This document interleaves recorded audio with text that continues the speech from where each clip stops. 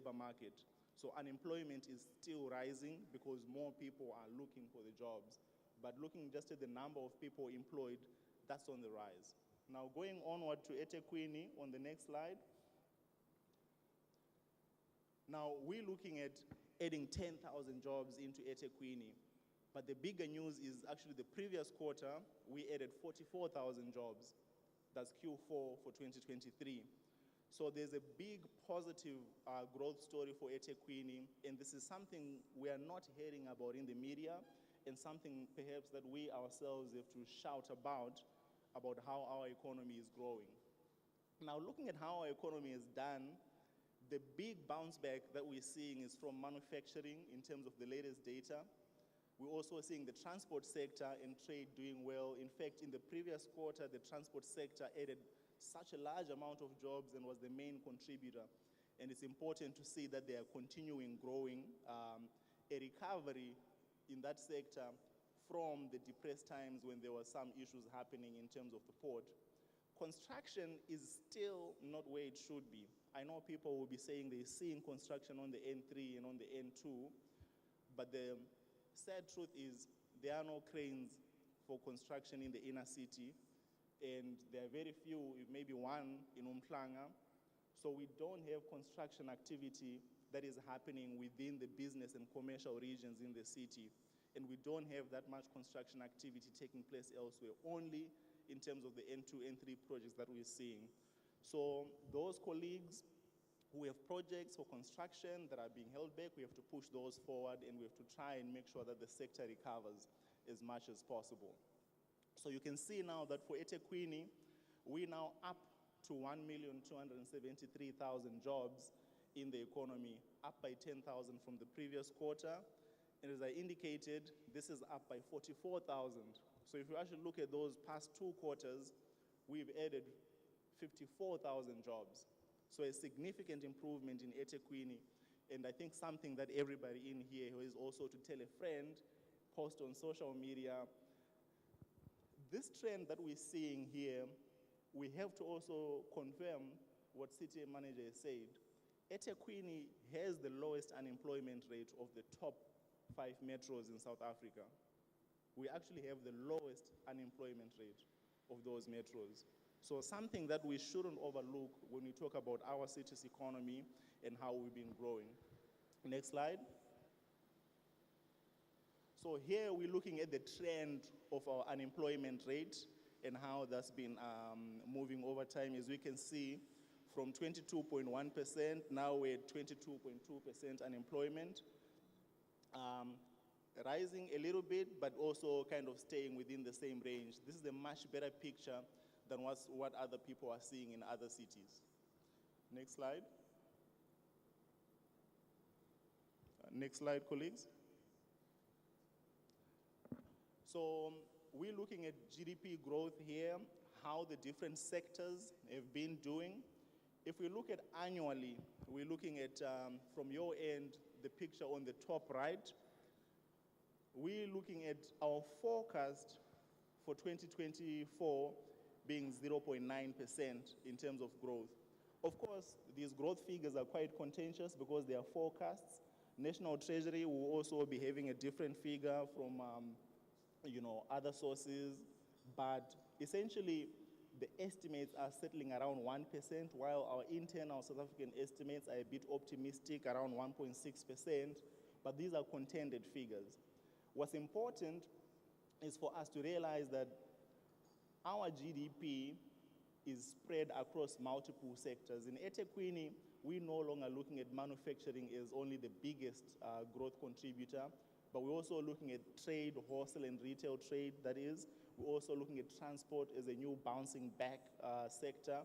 And then obviously one of the largest contributors is our finance and professional services sector. Next slide. Now on tourism has been a big issue for Ethekwini. Ethekwini, we have all summer seasons throughout the year. Tourism is a big value proposition in terms of how we attract domestic tourists into the country. What we're looking at is just a tracker for people who are arriving at King Shaka Airport and how we've done over time. So we can see a large depression there during COVID-19 because of the lockdown measures. People are not allowed to travel around. But what we can see is we are starting to recover in terms of the tourism sector. We just are not yet at the pre-lockdown levels. So more still has to be done. It's important, the work that is happening, especially now where the tourism in Durban is happening at the ICC. All of these are efforts to make the numbers bounce back, both for domestic tourism and for international tourism, so we can be at those pre-COVID-19 levels. Next slide. What we're looking at is trade. So from an Ethekwini perspective, if we look on the charts on the right side where we have the top 10 countries for the import market and the bottom, the top 10 for the export market, we can see clear trends on the bottom. But if you look at the import market, this is where we are buying things, all the things in the ships that are coming into Durban. China is still our biggest trading partner. Now, rising sharply is India, and we're only talking about the Ethekwini economy here. Then we're looking at Japan, the United States, and so forth. So these are the countries we're doing the most business with. But when we look at where are we selling our goods, those businesses in Ethekwini are making products, where are they selling them? Our market is right next door. The market for Ethekwini manufacturers, for our tradable goods, is in SADC. Look at who's our number one. Of course, Belgium, because of the impact of geopolitics in Europe, supply chains are changing, and we are starting to sell more things to countries we never did business with before. But if we look at countries within that bottom part for the export market, Namibia, Botswana, Zimbabwe, Zambia, Swaziland, Mozambique, Lesotho, that's all SADC. So we've got to know where our bread is buttered, and it's sometimes difficult to know exactly who should our friends be. There's talks of BRICS, there's talks of other things. But now when you look at the raw data, we can see where those fruitful relationships are with which countries and where those need to be nurtured. On the product side now, and this is looking at Ethekwini, I won't go over everything, but I'll go over the first one in terms of the top import products. That's right at the top there, where it's light oils and preparations of petroleum. If you look at the change between 2022 and 2023, that's a 100% increase in what we are buying. So that's your fuel and products from crude manufacturing. What we're seeing here is also partly the impact of engine closing. So the oil refineries in the Durban South Basin are now leading us to purchase more of these products into the economy. Let's not forget that we have industries that are reliant on that manufacturing. For example, industries like SRF, plastics and packaging, that are making your plastic coverings for your, the label on your Coke drink. That's being made from those products, your chocolate wrapping for your chocolate bar, things like that. So that entire industry now has to import quite a lot of things to keep the operations in Ethekwini going, whereas they used to be getting the raw materials just from the Durban South Basin. So we're becoming more expensive for people to manufacture if they were within that value chain. So we also have to take note of some of these changes. Next slide. In terms of FDI, foreign direct investment, this is not an all-encompassing chart, but we're just looking at data from FDI markets. What we can see is we're not at our best level. We used to attract way more investment per year into the city, and right now we're significantly lower than our best years. Which sectors are the investment going to? The automotive sector, the telecommunications sector, global business services, one of the new up-and-coming sectors, with the investments in Umhlanga for CCI and the other call centers. But the sources, who is putting their money into our economy in Ethekwini? Mauritius, Japan, Sweden, Switzerland, Germany, Ireland. So a lot of European countries are coming to invest along with some countries in Africa like Mauritius. But also, it's great to look at the past two graphs and look at actually which countries are we doing business with that are important for us to maintain those solid relationships with. Next slide. Now, talking about that investment, other trackers that we use internally in the city is data from our development planning unit. So this is on the building plans approved.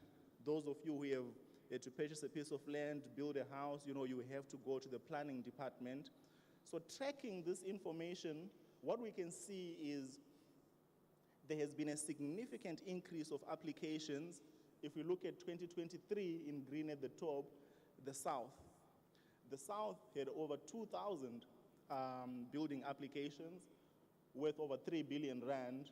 But in 2020, the South was only getting about 279 or 280 building plans. So we're seeing some of the effects of the flooding and people applying to fix properties and so forth that were damaged in the South. That's the trend that's coming. In terms of the other areas, they're still looking more or less the same. So we're able to also see some of these changes that are taking place in the economy by tracking that data.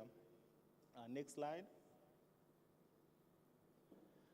One of the key things the Economic Development Unit launched within the city was the Durban Business Confidence Index. This is in collaboration with the University of KwaZulu-Natal's Macroeconomics Research Unit, as well as the Durban Chamber of Commerce and Industry. So a survey is sent out each and every quarter to businesses across Ethekwini in different sectors and ask a couple of questions about their sentiment for the future. So if the survey is giving back a 50, it means people are neutral. They could go either way. If it's over 50, it shows positive sentiment. They may make investment decisions. They can hire more people and so forth. If it's negative, it means there is a pessimistic sentiment. They are thinking about closing some operations. They are thinking about laying off some people. Our business confidence index has been in the red since we launched it. We've even had to talk with the PhDs at UKZN why they gave us a bad news index. We needed something more positive, but they're saying this is the sentiment that's out there, and we've got to do more to bring business into confidence. Issues around, the rates randage, issues that are affecting businesses negatively, issues around safety and security are also issues affecting businesses. So we've got to do more to be more responsive to business, to be more nurturing, and treat them like our actual customers that we value. In a way that you get treated as a customer when you walk into a dealership, for example. We should be kind of welcoming businesses and residents, treating them in that kind of manner. And next slide. Other things that need to happen in the economy that perhaps we don't talk about as much. We've just run two numbers against each other. How many people are in Ethekwini? How many businesses are in Ethekwini? Then you just divide those two. So you can get how many people per one business in the city. So it can give you an indicator of your likelihood of getting a job, right? So if you look at what we're seeing here in terms of that population per business ratio, what we really need to look at is, so in the blue bars is actually the number of businesses counted, and then the dotted line is that ratio. We want to be low. So city of Joburg, quite low, Cape Town, Swane, we don't have enough businesses to a point that actually Nelson Mandela Bay has a better ratio in terms of the population to businesses in the city than Ethekwini. So something we need to change, and we need to do more in terms of our business support interventions. And it's great that we're working on the blue economy because we can bring in quite a lot of businesses that are needed for employment in the city. Next slide. So what we're seeing here is quite a lot of growth that's taking place in the city, a lot of programs that are also supporting the city. Can we move on to the blue economy slides? Next. Right. So after giving that kind of overview of the state of the Ethekwini economy, I did mention that we are collaborating with the team to build a state of the blue economy report where we're looking at various metrics and things that we're measuring. So the first question on the blue economy, and I didn't, maybe I missed something at the beginning, but I never heard anybody say, what is the blue economy? I don't think I heard anybody in the room. Does somebody in the room want to raise up a hand and say what the blue economy is? What is it? Yes, sir. You can shout as loud as you can.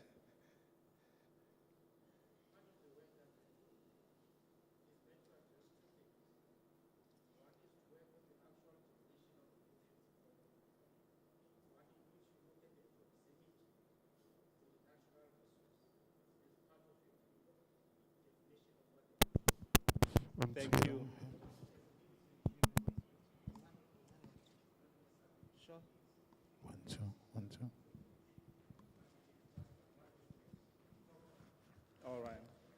So at least work is happening in that state, but your sentiment actually is perhaps one that we've captured in our literature reviews that we've been conducting to understand what it is.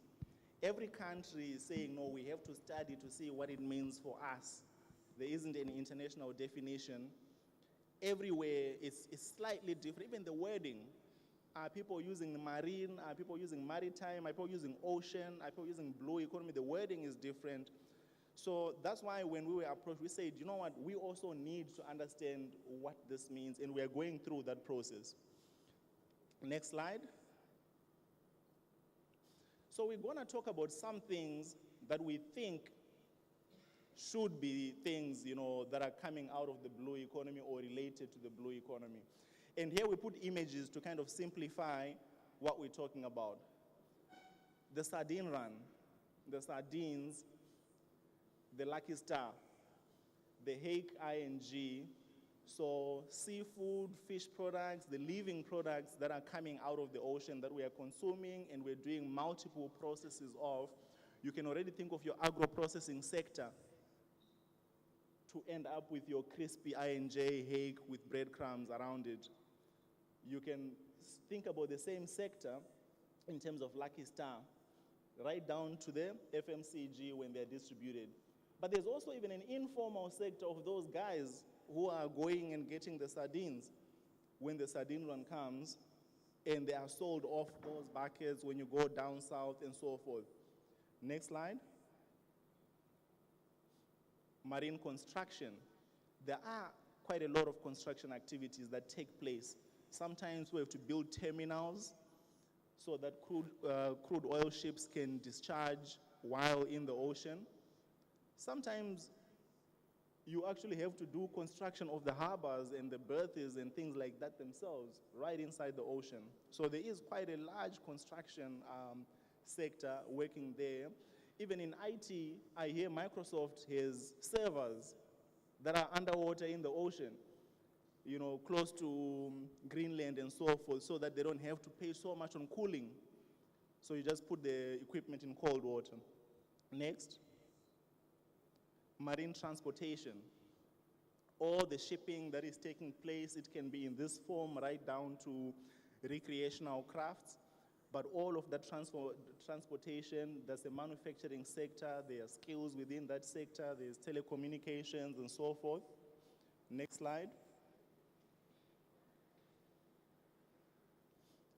There is also offshore mineral resources, mining, drilling, and so forth. We're always hearing, now there's, I think, is it green hydrogen or blue hydrogen that is being discovered offshore in South Africa? There's crude oil resources and natural gas being discovered. I even hear the Oppenheimers are mining diamonds under the ocean with dredgers and so forth. So quite a lot happening. And colleagues, remember when we said what is the blue economy, we said South Africa's exclusive economic zone is larger than the country itself. Is actually larger than the country. So we're not talking about a small area where we can implement activities. Next slide. ship and boat building. So this happens here. We've got a couple of companies, Dormark, SA Shipyards, and a couple of other companies, even by Westmead, that make recreational crafts and so forth. Quite important. I know the maritime cluster with Noma does quite a lot of work in this side. Next slide. Tourism and recreation. This is also a big part of it. People want to go to Aliwal Shore and do scuba diving. Some people just want to be at the beach and enjoy those resources. Some want to build their business in close proximity to the ocean to take advantage of that proximity. So you find hotels, entertainment, and so forth. So such a broad area. Next.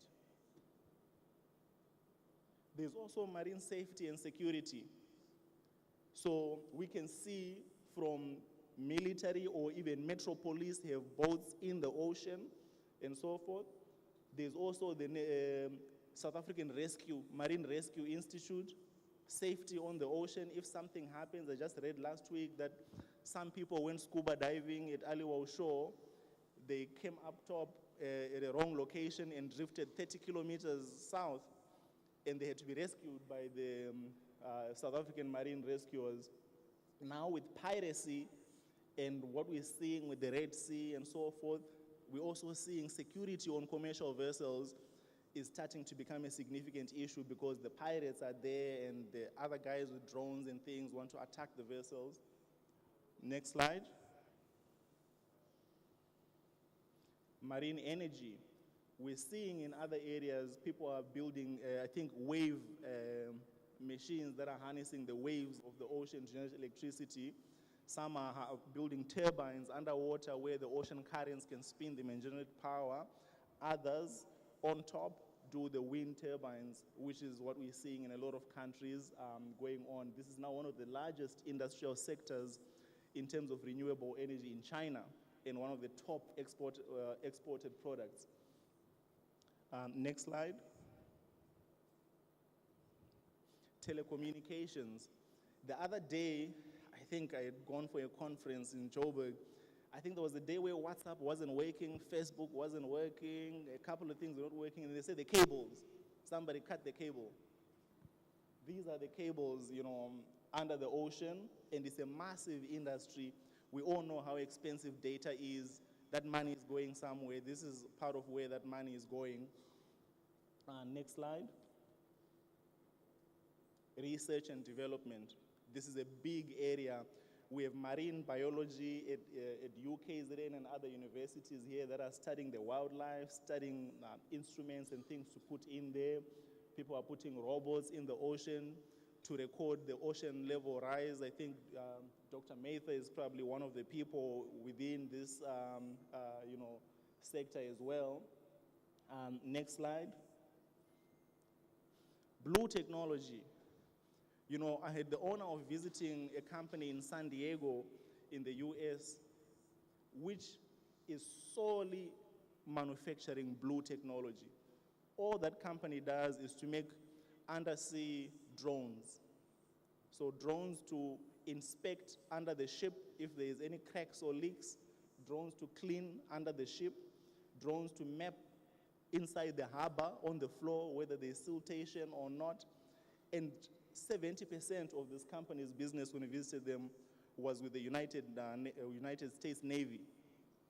So these are cutting-edge technologies. You can see also how some of these technologies are being deployed, for example, in the Ukraine-Russia war with the use of sea drones and so forth. Next slide. So the question then becomes, how do we measure this blue economy? How do we really measure the blue economy? It's so many things that we're talking about. So our approach, and we are open to constructive criticism, additions to how we can improve this, is to just go right to the source. What South Africa has done and what Stats SA has done is come up with our standard industrial classification system where all economic activities under the sun are categorized. Everything that you think somebody can swap money for. is categorized there. Maybe not really everything, because people can be quite creative, but the system also is compatible with international standards. So it means we could compare how are we doing in terms of our blue economy versus another country and so forth. I don't know how many people here would be familiar with the SIC classifications, but I know the guys in economic development, we use this system quite a lot to define separate activities. But this is the approach that we will follow, and we'll show an example of how this same approach of using the standard industrial classification can help us have some certainty in terms of measurement. Next slide. So how does the system work? The system is a hierarchical system. So you can think of it like this. If you go to Checkers, you got the store. You get there. But inside the store, you're going to see the aisles. And one of the aisles will be for healthcare products and personal care. Let's say it's the personal care aisle. So you go into the personal care aisle. But in personal care, you will see that there are lotions, there's Vaseline, there's the shampoo, there's all of this. So you can go through a section now where there are hair care products. In the hair care product section, some people want what you call it, the perm, to make the hair straight. Some people want to freeze the hair. Some people want to shampoo and wash the hair. So there you can go to the shampoo section. And inside the shampoo section, there can now be different types. Those who use it will understand those different types. That system of a hierarchical classification is used in the whole economy. So for example, and this is the 5-digit system, meaning we're allocating kind of numbers there. If we start with the agriculture, forestry, and fisheries section, inside that section we have divisions. So it could be fishing and aquaculture, or they can be forestry and logging. But under fishing and aquaculture, we have fishing, and then we have aquaculture. On aquaculture, we can then specify the type of aquaculture to marine aquaculture in water. And then in the subclass, we even specify the marine aquaculture to freshwater aquaculture, or the one that is taking place in the ocean. So we have this classification for all products within the economy, and when we are reporting back to say this was happening in the manufacturing sector, we mean we have measured all the way from the 5-digit, and we are now just telling you manufacturing, but we can look at manufacturing of knitted clothing, manufacturing of different types of clothing, manufacturing of motor vehicles, manufacturing of agro-processing of food products. So all of it is manufacturing. So what we have to do now to measure the blue economy is to understand within this classification all of those slides I said where these things come in. Next slide. Let's just do these ones a bit quick so that so that I don't get kicked off the stage. What can we measure in all of those different areas? We can count how many businesses are within that activity, how many people are employed, how much are people earning, what is the GDP contribution, what is the gross value added from that sector, what is the gross fixed capital formation, the investment that is taking place within those sectors. And from our licensing data, other administrative sources, we could even have more info, for example, trade, informal trade, and so forth. Next slide. These ones we can just go through them quickly. This is the example of the data that we are able to generate. And right now we are showing an example of what we have done just for the maritime cluster, not the blue economy, but this is what we are working towards. We would be able to compare with other cities how many people are employed. This is just the maritime sector. You can see that standard classification there with those numbers, describing all different kinds of activities, and we get to know how many jobs are there. And we get this data from SARS. Everybody who's got a formal job, you get your IRP 5 once a year from HR. When you get that IRP 5, we get it as well. Then we are able to assign you in what you are doing here. So this is where we're going. If we can just move through the slides to the end. We only have about 3 left. Okay. Sure. So things like understanding the wage structure of the sector. Which subsector is paying people more, which is paying less? Are there differences between men and women? One of the things we've also seen is how the maritime or the blue economy influences real estate prices. City manager spoke about how Amhloti people are selling. What we also can look at is how the prices for the different properties are so high the closer you get to the ocean. And so these are a lot of trends. The blue economy has various effects on other sectors of the economy. And as we continue on this journey, we are happy to say, I think when there is a conference which is proposed for the blue economy, we're going to launch our State of the Blue Economy research after we've compiled all the data and we're able to respond more effectively. Thank you so much. Thank you very much, Justice. And I thought the numbers would have helped me not to have too many slides, but I can see the numbers were just large by themselves. So I think we're in the part now where I'm just going to really invite you, Leonardo Zankune, to come and just address us as our guest speaker. And Dr. Zankune, they've asked me to introduce you. I will read what is here, but please allow me not to read everything, if you allow me. Thank you very much. So Dr. Zankune is there, he's a DG in the Department of Planning, Monitoring, and Evaluation, which I think is a very important part on this part. And some of the positions that you have held within the Department of Communication and Digital Technology, where he has spent about 4 years. He was involved with the CASA, he was in the council, and he served his full term. And he got his PhD in the interdisciplinary studies and some of the research done within electrical, telecommunication, and airports in South Africa. And his master's is within the public development and management, done within University of London. So there's a couple of very interesting parts that I think we can learn from. But more than anything else, I want us to hear how, in the national perspective, we view this blue economy. We view this part of the ocean economy. So thank you very much, Takune, and you're welcome to the stage. Okay. Good morning, colleagues and Bonan. So I mean it when I say I will stick to time, that I can assure you. Which one? Yes, so I mean it when I say I'll do this in a very short space of time. But I like the presentations that came before. I think they were necessary and really assisting. Now, the big question for me would be, Justice, if we know all the things that you have presented, why are we not doing them? You know? I think for me this is a very big question. If we know and we have that level of detail, and we are where we are now, what is the problem? Maybe the next engagement should be about us, because the issues seem to be known. Ideas are there.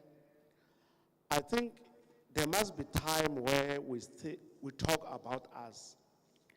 Seriously, who are we? Why do we do things the way we do? Is it about a pursuit of short-term interests? That even things that justice is showing us, that will bring millions and millions of rands, billions in fact, and get many young people employed, are not being done. So we don't have a policy problem, program director. We have a we problem, an us problem. So the next discussion I wish to sponsor, Norma, is that we must talk about us. so that we don't go through this presentation, because Justice, I wish to believe that you have made this presentation in many forums, in many platforms, in council. The province knows about it. The Durban Chamber of Commerce knows about it. But we are where we are.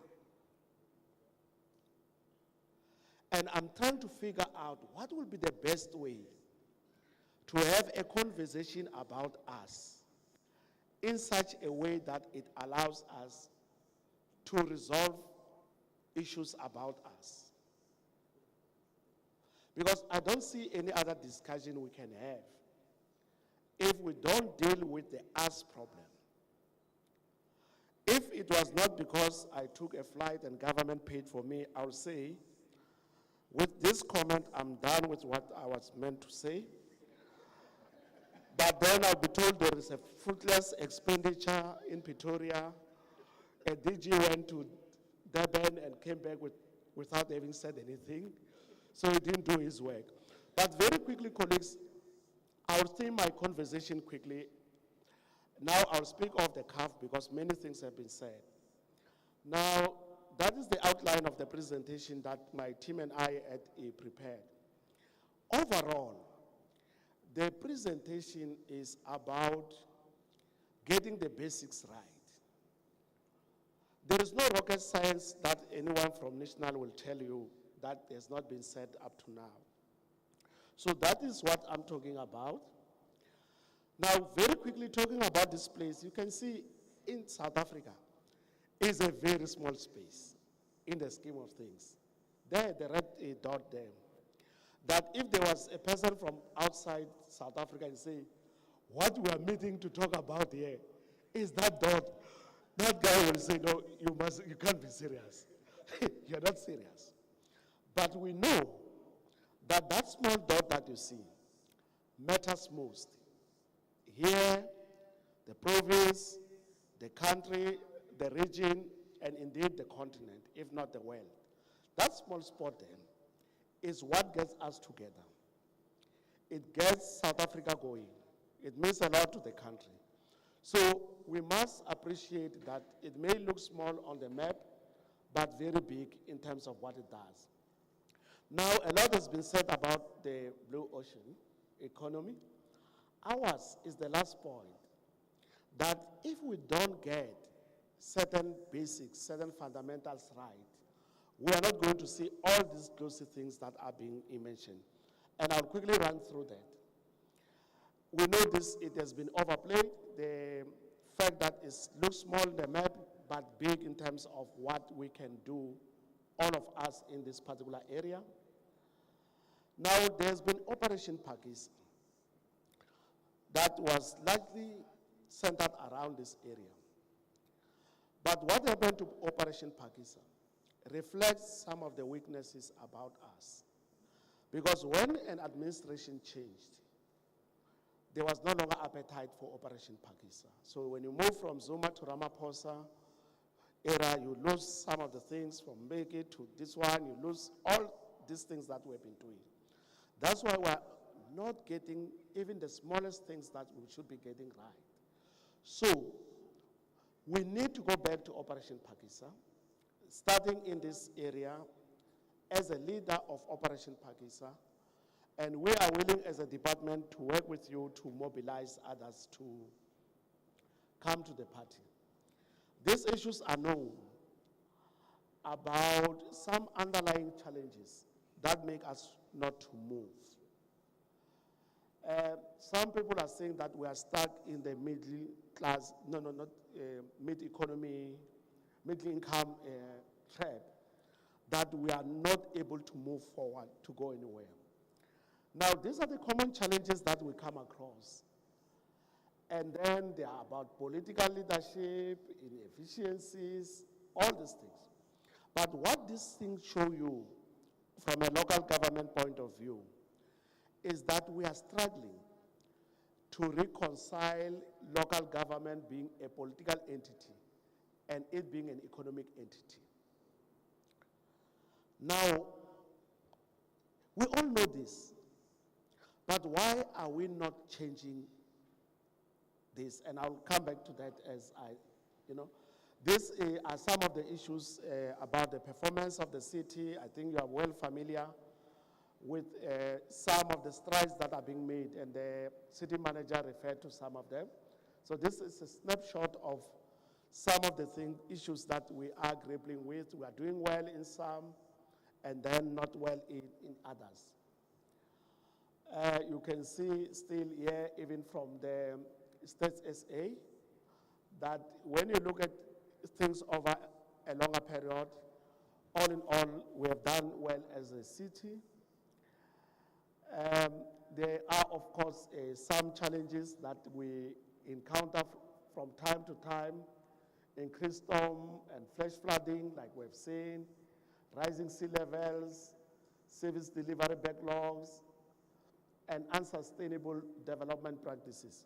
Just on the last point, when we were here to deal with the disaster, everyone said, "Oh, building better."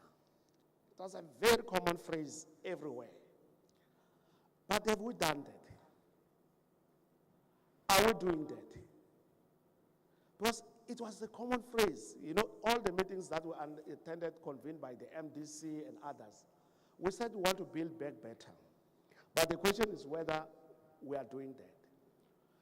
This question is pertinent so that we can move away from slogans to real substantive issues. This is still on the city that it has been overtaken by others in terms of population, but that does not mean that the population has not been growing. It has been growing, in fact. Now, let's talk a bit about spatial development. What we have done nationally, we have what we call the National Spatial Development Framework that looks at the whole country. And we have identified some of the green shoots, as you'll see there, coming from this area, that it is key, even from a national perspective, when you talk about the spatial development framework. But there is no alignment between what we are bringing from national and what is being done here. And it's a matter for discussion with the city. These are some of the maps that show your positioning, so you can always see, across the different maps. The other issue that we grapple with is the relationship between spatial transformation and the DDM, because we can't have this as congruent or separate processes. We need to talk about how they can come together, and we want to start in this area to reconcile spatial transformation and the district development model. So it's one action area. Now, quite a number of opportunities that we can talk about going forward. Chair, if other people don't stick to time, I put myself under pressure to assist you so that we can get back to our plans. Now, there are many things which are still not new, and I think Justice and others also spoke about them. So, colleagues, let me pick on few issues that matter. You see, if you don't care about reputation, you are in a wrong business, at any rate. So when he tells us, as was presenting, about trust deficit, and it must worry you, it must worry us. When you are a government, you must want to be believed, believability. People must believe you when you say something, not say that we know chances are these things that he's saying is not going to do them. So we need to introspect quite seriously so that we must be believed. People must believe us. People must not follow government because it is government, but they must also follow government because they believe that government can do what it is saying. You see, once people follow you because they have no choice, then you are the one who has a problem. But we need to move to a situation whereby people follow us as government because they believe that what we say, we mean. As Zimbabwean musicians say, mean what you say and say what you mean. Something like that by Oliver Mtukudzi. Mean what you say and say what you mean. That is the essence of government and governance. So out of many things that one can talk about them is believability. Whether we can be believed by people or people are just start to say, oh, well, what can we do? They are in charge. We have voted for them. Let's stick with them. Now, another issue, in my last comment in October, in our strategic planning session, I made certain suggestions, which I will not repeat. Safe to say, we have not done what I requested. What I requested was simple, that we do a mapping of what this city needs from all government departments, Mr. Justice, so that all the things that have come up in your presentation, how do we, as a DDM environment, tap on national departments so that we bring them on board to do what you have presented, and then say, don't reinvent the wheel. All of you must work on the basis of this prescript when it comes to this particular space. So I asked for this information. Well, I didn't get it. Now, in terms of the way forward, just a couple of points on the way forward. So what I want to underscore is that if we were to use just this presentation as a baseline and say, on the economy, this is our baseline. We know where we stand, all of us, and get you to even present to the DGs in the economic cluster in Pretoria, and say to the DGs in the economic cluster, this is the baseline. All of us, let's think and sing from the same tune. So I would want that presentation to be done in a particular way. I will talk to you about it. So that it goes to Pretoria and say to the DGs of the economic cluster, anyone who wants to do anything in this space must work on the basis of this. Any other thing is snake oil. Amafutha nyoka. You know? So that we start somewhere. So that there is no other planning that Pretoria should do when it comes to the economy, other than addressing itself to what is being presented. I've dealt with the issue of trust deficit, the political enterprise dichotomy, the need for investment, alignment of the different spatial plans, the investments that we need to do, engaging the donor funding where we can, partners to work with us, work with cooperative governance to ensure that this thing, Justice, let's go back to this one. We need an M&E plan that is very explicit on the strategies that you have presented, where together with our partners, we can have a dashboard that translates what we have presented to a dashboard, and then all of us can monitor and account to each other. There are, of course, issues around disaster management, that we need to attend to. And then, of course, the work that the president is leading. Now, when the president leads, it's not something that he does for religious reasons. It's in rare cases where the president leads and establishes committees. When he does that, you must not clap. It means you have not done your work. Because most of the time when the president comes and says there will be these committees, we say, hey, we start clapping and say we're getting somewhere. When a head of state descends to a particular locality and say in that space that I want a committee, you so-and-so you'll sit in that committee. So if it's done by a president, colleagues, I advise you, don't laugh, don't get excited. Be worried. That is rare everywhere on earth for a president to do what President Ramaphosa has done. So we must take over what he has done and make it ours, own it, so that we can be the ones who innovate and go back to him and say, we are now in charge after what you have done. So we have settled the time issues. I've done my presentation in less than 25 minutes.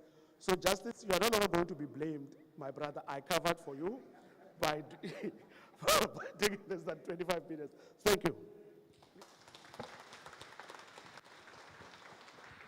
No, thank you very much, Tichi. I think this was one of the kind of summary and a wonderful direction. And I like the last slide, by the way.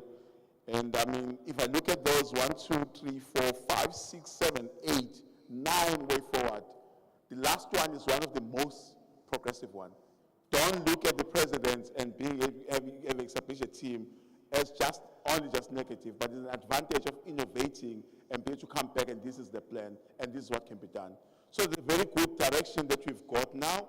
So Digi, I will invite you again back into the stage, and this time I want you to be joined by some of the panelists. And I mean, colleagues, what I will do, we will have the panel discussion. I will ask you, and very quietly, if possible, when you feel like you need to refresh, just use your very good synchronized way of tactics to move slowly to the kitchen there where I prepared some of the snacks, and then be able to have your coffee. So what I'm just trying to mean, part of my recapping of time, I will use the break. That will going to be a working break, so we'll be here, most of us. Let's not all now stand up and go, but let's just go tactically to make sure one person at a time in the part can be able to do this part. So I'm inviting DG back, and I'm going to invite you, Mr. Odwa, to come and join us. And there's one more chair that I need there. Yes, thank you very much. Mr. Alfred, from the Economic Development and Tourism, if you can join us. Babu Musa Zondo, if you can be able to join us. I think one of the critical things, this is the time when it does not work very well for me. So I will appreciate if somebody can relocate it for time being. I can see some hands that are going to help me. Unfortunately, I'm injured one of my hands. I would have done it myself. If somebody can help me just to relocate the pulpit so that you don't sit very far below it. No, me, I don't have to sit. I'm hired to stand today. I will use my style. You don't have to see my face now. Can I have the mics? There's 2 mics I've seen. Can I have them up here for now? Then we'll use another opportunity then to get them down to everybody. Thank you. So let's then do what I think Utichi was saying. Let's maybe... Yes. Yeah, if you can just give it to the part, okay? So, Dichi, there's one thing that you highlighted, by the way. I'm going to start with you, because I just like the tone of how you kind of rolled this thing up to us. The part around us, and I know within the guidelines that you might have been given, I will just try to make sure that we have the real conversation that talks to us and talk with us again. I mean, we know some of the Operation Pakistan, we know some of the policies that are there. If you think of what you have seen, I mean, you've been this place a couple of times during disaster, what is it that could be a foundation of us? So where do we start with this journey? Because you've given your kind of a direction part of it. So I know that I've been guided you to say, what are the kind of challenges? But I want to move them more toward us, like kind of challenges and things that you identify as the leader of government and monitoring and evaluation and say, you know what, guys, this is the baseline that I think, established correctly, you start moving. And what kind of partnership can we have, including corporate, by the way, that can start moving us in a direction that is correct? So what kind of things in your mind that are there? And when you think of like ask question, I want us to go there to the ask question of saying, how do we really stand in it and start moving forward with some of the challenges that you know and some of the things that are there? So I'm looking at it in a much more positive side of it. Yes. Just switch it on there. There must be some on button. There you are. Okay. Look, there is a lot going well for us to start with. Our department just released the 30-year review. Many of you might have seen it, Yes. which suggests that taken over a stretch of time, there are many things that we have done. You know, when you talk about access, for an example, access to basic services. Under apartheid, everything was around 35%. Whether it's telecommunications, water, electricity, was hovering there. And then in the space of 30 years, you have gone over 80% in practical everything that we needed to do. So there is no contestation about the fact that a lot has been done.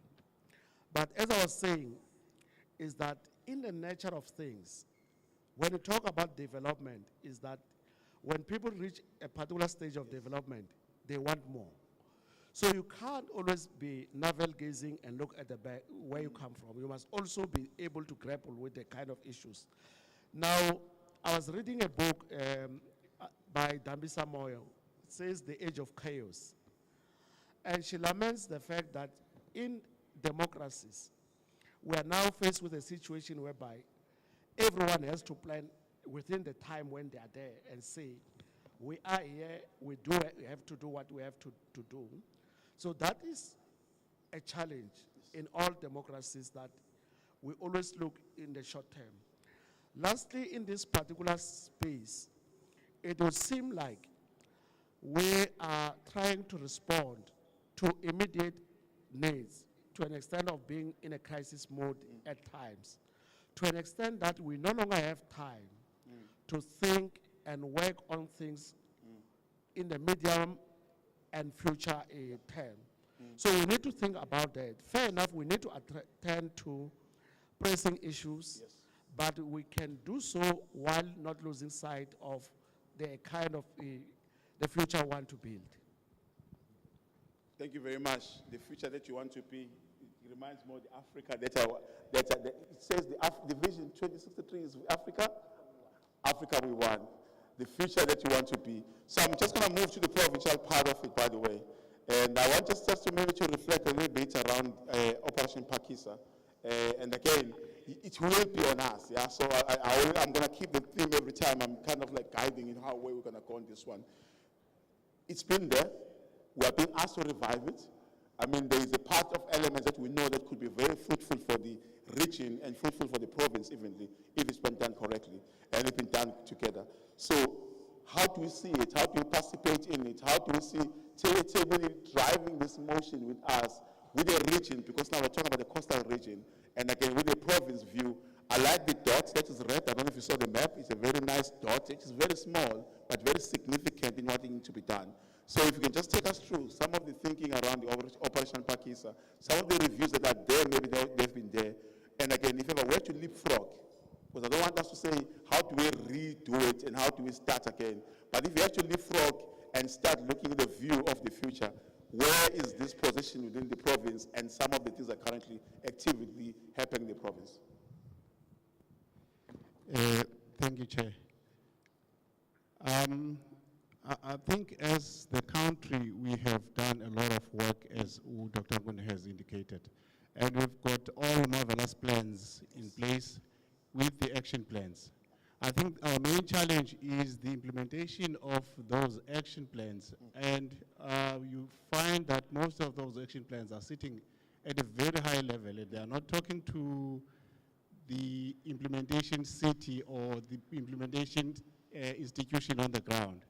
I think what we need to do is to rope those departments that are sitting with Operation Pakistan implementation plans, bring them to the table, sit with them, tease the plans, and then look at areas where, as the city, we can kind of tap on the low-hanging fruit, which will be things that we can achieve at a short space of time, while we are working on a long-term kind of plans.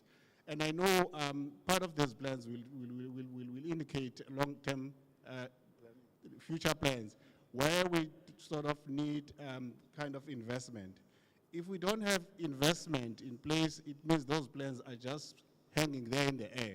We need also to have our financial institution closer to us, so that as the city, we can be able to say, these are the plans, we need funding. So I think that's where we sort of need to sit at. Yet, yes, we are having challenges, our natural disasters, that keep dragging us backwards. I think those are the things that we also need to factor in those plans. We have these wonderful plans, and are we factoring in the climate change impacts that will set us back, that might set us back again in the near future? I think that's where we need to be sitting at, and that's where we'll be looking at. Most of the activities are here. We have the activities already. I think most of the speakers have spoken to the activities that are there on the ground. All what is needed is to intensify and reinforce and also put some element of transformation into those plans, because there are previously disadvantaged communities that are not kind of really seeing the benefits of Operation Pakisa on the ground. Thank you, Chair. Good. No, thank you very much. Babaki, I'm coming to you now. I'm like the view of the international, the part of what you are leading within the International Marine Institute. I just want to understand, in the view of the presentations that you have, and in the view of what you know, what are the really things that are sitting as the quick wins and some of the things that are coming into the depth of that? And in terms of like the guidance that's given, the region, how do we get that support? Why is it not happening? How do we kind of lobby it correctly to be able to be done with the view and the experience that you've got and understanding of Ethekwini and understanding again this coastal port region that we are currently defining today in the blue economy? Thank you very much. The program for the 2 days demonstrates that all of the elements required are there. It is the structuring that is the difficult. Yes. So the presentation by Justice for us spoke to the need of focusing on the measurement of the ocean's economy. Because you can't speak to something that you don't know what it contributes and how much does it contribute. So as Saimi, we are a national entity created by the Department of Higher Education and Training. Yes. So we're not outside of what government is expected to do. So we're working on the measurement of the ocean's economy for the country, considering 3 methods. One is the satellite account method, which has been adopted by States SA for tourism and potentially for biodiversity as well. The second part of it is the gross value add, the GVA method. The third one is proximity to the sea, which is what Justice had referred to. All of them have got limitations, but it is important that the city makes a determination on what method it is going to use in order for us to determine the size and the contribution of the ocean's economy. So that's the first part. The second part, which I'm hoping that would be the outcome of this engagement, is the development of a maritime development framework. The challenge with government sometimes is that it does things in an ad hoc fashion. Now, if you, as a city, have a framework, it would anchor all of your actions. And I've seen in the program a reference to it being reflected in the IDP. So you need to get to that stage. Because once it gets to the IDP, what it means is that it is stated and it is going to be funded. So I'm really prayerful that that's one of the outcomes. Yes. And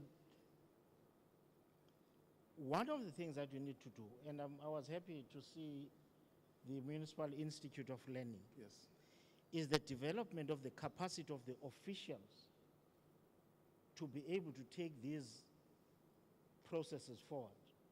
The limitation of Operation Pakisa was that it tended to be a national program that did not necessarily always include cities, where some of these projects were going to find expression.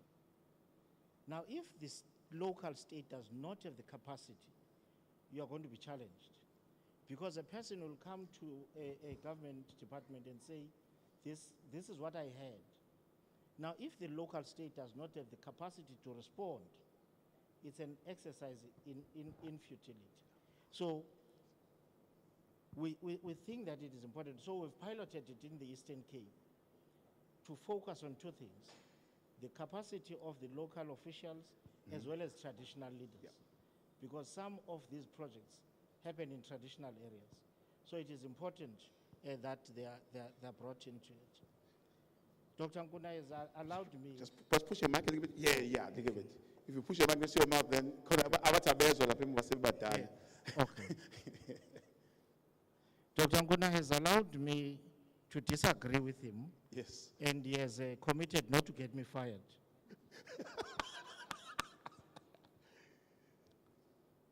Part of the challenge of Operation Pagisa is that it was developed as a co-created model. But it ended up residing purely with government. Yes. And so you did not have other key stakeholders featuring in it.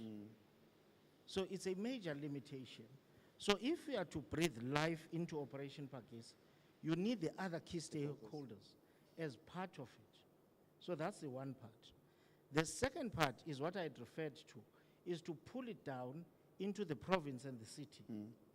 Because if it does not, the beneficiaries, which are cities, are merely going to be taking things that they don't own necessarily, but are rather acting as beneficiaries.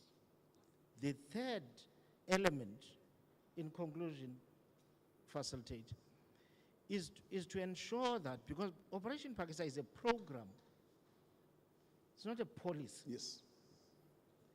Now, because it is a program, people make choices on whether they're going to act on it or not. But if it becomes policy, they are then enjoined to do it. So the development of a framework for the city would help to overcome that. And people must always be reminded of the fact that Operation Pagisa was a methodology to help you to hurry up. Pagisa. Now we've forgotten that with COVID in particular. We've gone back to taking 12 months to take a decision that can be taken in 3 weeks. Wow. So it is important that we repurpose, those things to ensure that we go back to those basics. Thanks very much. No, thank you very much. And I like that reminder, by the way. If you didn't get it, Pagisa means hurry up. So you cannot then regress and then be able to say, oh, by the way, I still have a luxury of having another 20 meetings for me to decide on this. And I think the key thing is that framework of saying, if you are going to be Pagisering, then how then do you shorten some of the processes and make sure that they reflect the same when you are busy moving with it? So Musa, this is a very interesting region that is being respected. And I always like it when I hear some of the places where you speak about how it actually influences where the country is going to go and how the region and how SADC and how Africa is going to go. Because of the fact that I don't like the fact that it's a gateway to Africa, but I think I understand the fact that it actually allows impact into African economy and African part. But there's very part that I think when Dr. Nkuna was speaking, he says, but justice, we know this reality. So we do know this reality of the red dot and the impact of the red dot. But why is it not happening? I mean, leading the strategy office within the city, and then some of the kind of responsibility within the IDP, some of the responsibility around the long-term planning, some of the responsibility of being able to see the city in totality than in silos that it is. What are the kind of things that are actually becoming a challenge of realizing the reality of the red dot? I'll call it this way for now. I like the way you have put it, Dr. Nkuna. The red dot effect into the whole region, into the whole, Africa SADC part. Yeah, thanks, Dr. Matlaba. I think the fellow panelists have explained to some details. But I think that there's one point to be made. There is no national government who can take any reputational award unless it is done by the cities and local government. It's as simple as that. So the policy is set on top, my CEO here is saying it's a program. I mean, we thought as government, if it's announced by a president, it's now a policy. And we have come a long way. We are not new in government. But the issue that we find ourselves is what Dr. Nkuna raises, we and us. And I think we have made a point to feel that we are more important than the value that you must deliver, what is called public value. That's the biggest challenge. And the argument that I and colleagues in local government, we advance, is that there is no way we will be told by a colleague in Pretoria what to be done in Ethekwini unless he works with us on collaborating and equally cooperating that. The policy can be said, but when it comes to delivery, you have to work with us. And you could not say that from Risiki Street or anywhere in Pietermaritzburg, from Long Market Street, Langalebale Street. And that's what we have seen. Now, the proposals that we are in place are clear, colleagues and fellow panelists. Ethekwini is the only city in the country that can help this country turn around poverty, unemployment, and inequality. It's the third largest city, but it's the only city, as far as we know. And all of the parties, I think, we agree to that. Now, it's simple then say, the national agenda is too big to be left to Ethekwini officials alone. It's simple that we have to work together. And in that regard, we may not need to invite anyone because you are equally have got the same responsibility of transforming the country. So you have to work with us. Now, if you work with us, then it simply means that you are not going to be a big brother to ask us to give us report and after reports. But you have to work with us to produce the transformation agenda and equally implement. Yes. Now, the challenge I have as a strategy officer, as it were, is that if we were to ask colleagues here and say, in your MSCOA reports, can you give me a value of your investment in Ethekwini on the transformative area called spatial positioning? And I can tell you no one will be able to tell me that. And I will go further and say, if you look at our spatial transformation agenda in the TTM, if you look at the MSCOA investment or MSCOA reports, how much is going to Ethekwini? The little dot that is the only dot that will lead transformation in South Africa. How much are we investing in there? And hardly anyone can tell me that, right? So, and even when we have explained, Dr. Nkuna, the spatial transformation we want in Ethekwini, in the primary nodes, secondary nodes, and tertiary nodes, and then included in that is that the linking corridors. And saying we know our importance, but we equally have got responsibility to ensure that the 4.2 people living in Ethekwini have got access to services. So how do we work together so that we do not only have to eventually become narrow in our approach and focus on what we can see. And then again, sometimes we would not get the consummate response, and that's what we ask in October. So I think that's a part that we need to work on.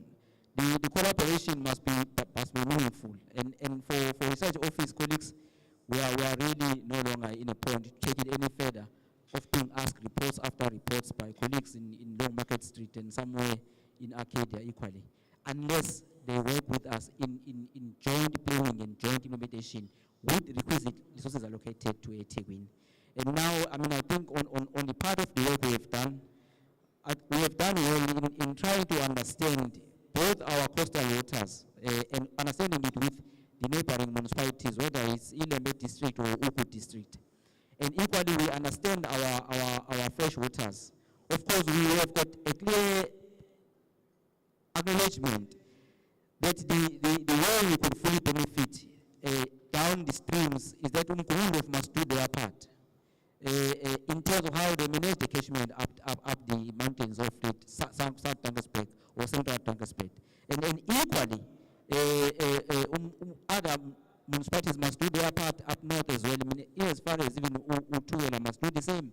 Because now when water comes down, they are all in the ocean. Yeah. So, but equally, I still advocate that we work together in cases where local government lack particular capabilities, but other spheres got the capabilities, then let's deliver where it makes more impact. The maximum impact is in a ward, in a local government. Thank you. That is very mouthful and give exactly, I mean, some of the analogy within what could be done and how we can be able to partner even better. And one other thing, I mean, I'm going to open up. I think I just need 2 hands for now. 2 hands for the questions from the floor, so at least I can be able to cover that part. Somebody can help me with the mic. There's one mic there that you can use. But one thing I wanted just maybe to kind of roll in here is, let's not think that all these discussions about government and the responsibility of government. There is private sector that is actually equally responsible for some of the things that you are talking about here. I mean, if ever this blue economy and the frameworks that you can be putting together does not commit them in doing it, you will find that government will end up over-investing and then realizing very low returns just because somebody's holding back the money and is expecting to only invest at a certain threshold. So I think the other part I want to say is, let's really bring these particular players accountable, make them account into it so that they understand government set the policy, government sets the enablement. They are the ones who actually need to partner to do the rest and ensure that things will be done. And I want just to invite some of the parts when we converse more in the afternoon. Let's just be clear about that. Let's not try to only talk about Ethekwini as a municipality or the province as government, but let's talk about the accountability from all the stakeholders and the citizens, including the commercial citizen of this particular country, being able to beneficiate all the pillars of government towards the blue economy and the enablement of the blue economy. So I haven't seen any show of any hands. I just want to see. There's one I'm getting from there at the back. No, it's not. I've got one here. Please come with the mic into the front here for me. And I mean, I would like when you just maybe stand up, I'm sorry to say this as a rule, and then introduce yourself and where you're coming from, and then be able then to put your question into a specific person or to the whole panel. So I'm just going to give you an opportunity. I'm looking for the second one. Okay, I will select one. By the way, one thing that I always like when I do this particular part is to say, where are the young people? Because some of the things we're discussing about here, they are the ones who are going to help us to push it even much more further because of the age advantage they might be having in some of the thinking. So I'm soliciting that I must get some young person though, even if it's a comment, even if it's not a question. I'm taking the first question or comment this side. Good morning, everyone. My name is Tabi Lenyawose. I work for Ethekwini Municipality under Engineering Unit. I'm a student of Maritime Law at the University of Natal. My question is, having said and listened to everything that can be driving the blue economy, what is the take of the panel on nationalization of mines? Because if we don't own anything, we cannot even have vessels in the country as South Africa. So what is the impact that nationalization can have on blue economy? Thank you. Okay, very valid question. What does it mean for our national resources? The nationalization question. I've heard it so many places being discussed. Because if you don't own some of these things, and then you will never be able to beneficiate and be able to implement some of the things that you are talking about today. Do I have a second question somewhere? No, there's a second question there, the pillar there. Yeah, I know I made it the rule of being able to stand up and go and have coffee, but I can see the coffee shop is fuller than where I am here. So if somebody can encourage people to come back in, so at least then you can make sure that for the next session they are here to do the impact part. Good morning. Good morning. Just switch it on. Thank you. Good morning. Can you hear me? Is it on? Hello, hello. Somebody can help the back, please? Okay. Can you have the second mic on that side, please?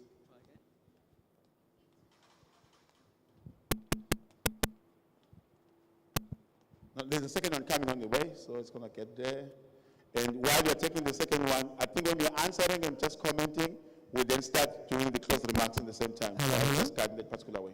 Yes, good morning and thank Morning. you. You asked for youth. I'm young at heart. I but can that's see. me. My name is Lee. I'm from the Palmeet River Watch. Looking back, as was mentioned, one has to actually look backwards before you move forward, and looking forward as well. For me, what is missing is the impact or the consideration of environment. So as we are pushing socio-economic benefits, there's a complete lack of appreciation of the consequences to the environment. And I'd like everybody, when they open their mouths to speak, to think for a moment, what are the consequences to the environment? Thank you very much. No, thank you very much. What is the consequences to the environment? What does it mean? So we talk about the economy. How do we help and make sure that the environment is being considered? I mean, I like the way that the framework of the ESG, the environment, I mean, the sustainability part, and the governance, how do you put in the responsibility back again? I would say sometimes into the corporate, because once these things are moving faster, sometimes they get forgotten in the whole part. So how do you intentionally put the plan towards that? I will then ask, maybe if you can start this particular way, then DG will be the last one. So I will go to everybody, then you'll be the last one, you can do the comments. So I will, because some of the questions were not directed to anyone in particular, I will comment in them, and then you just start wrapping up and just closing up with me in this particular part. I think the question of nationalization is an important question, especially because we know that the natural waters in the coastal, we have got our own rights as what will end up to a particular definition of what belongs to South Africa along the coast, and all natural resources in South Africa belongs to the state. But the issue of how then you allow to partner in the different sectors within the blue ocean economy, it's important, and I think government has already given a clear indication on how we allow private sector to participate in different aspects, whether in the well-known public-private sector partnership, or even on build, operate, and transfer option, even on co-owning option. And I think in Ethekwini and other municipalities, there are examples, although there may not be as many on the sector that we are talking about currently, which I think present an opportunity. The issue of quality living environments is inherent in our practice. And I think if you look at Ethekwini, Dr. Mehta and other colleagues, we are among the first cities to come up with a clear standard as to how we require the investment to ensure that we protect the environment. And in our case, the importance was not focusing on protecting the frog, but was to make sure how do people coexist with other animals, whether they are big or small, within a clean environment. And I think we have advanced that. And the country itself, and the young man who asked this question will remember the Johannesburg Plan of Implementation after 2001, and after that the framework, National Framework for Sustainable Development. And even if you look at Dr. Nkuna on the National Spatial Perspective, NSDP of 2007, it clearly looked at this matter when we identified the areas of the economy that we are not talking about the economy for the sake of the economy, but how are we sustainably use the resources within the capacity where they can replenish themselves and equally do not damage those resources. And for the coastal city, it becomes very important because we are dependent on the natural protection for the disaster. While we build resilience on built environment, but we must ensure that we protect natural resources. I think there's a part that I want to comment on, and equally I still request that this work will require utmost collaboration, joint planning, and equal investment from all the sectors in a true all-of-society approach. And with that, I think we can move forward. With that small dot, but has got a much impact on how we transform the city, the region, and the continent as it were. Thank you. Thanks very much. I think the difficulty that South Africa finds itself is that it has placed itself in some instances in a position of an either-or. It does not seek to find middle ground. So if you look at the United Nations Development Goals, it speaks about the use of the ocean whilst protecting the environment. Now here, we tend to push one at the expense of the other. And part of what we need to go back to is the ability to coexist. I think so these frameworks that support environmental protection are in the context of allowing for economic development. So that's the one part.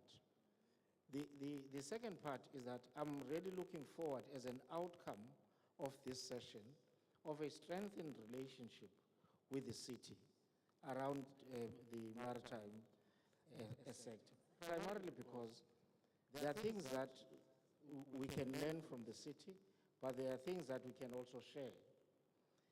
To support the transformation of the sector, we've done a value chain analysis to look at the opportunities for SMEs nationally.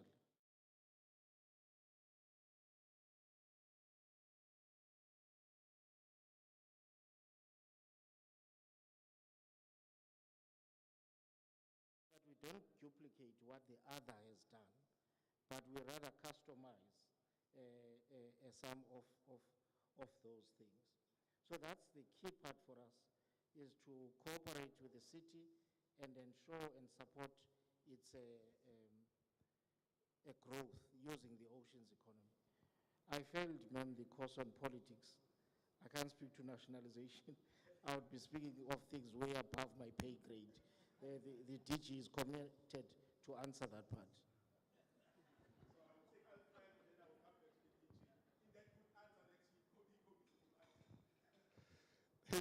Thank you, Mr. Mtati, for committing the DG to responding to that. I was actually looking at him when that question was being posed.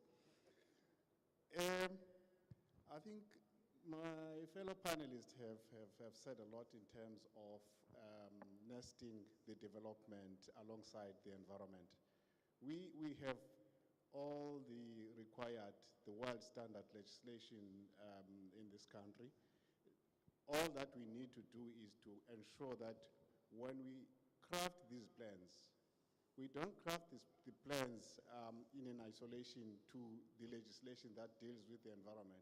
If we put the two aside as the pillars, as they are the pillars of growth, you are able to sort of have a sustainable development, because the environment is the one that will sustain the very same development.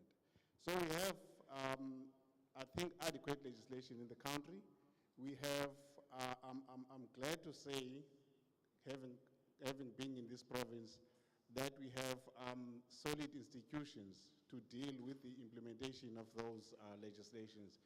So the key thing now is, when coming into implementation of the Operation Pakistan plans, or whatever plans that will come out of this room, let us ensure that we don't leave the legislative framework away from whatever plans we are developing.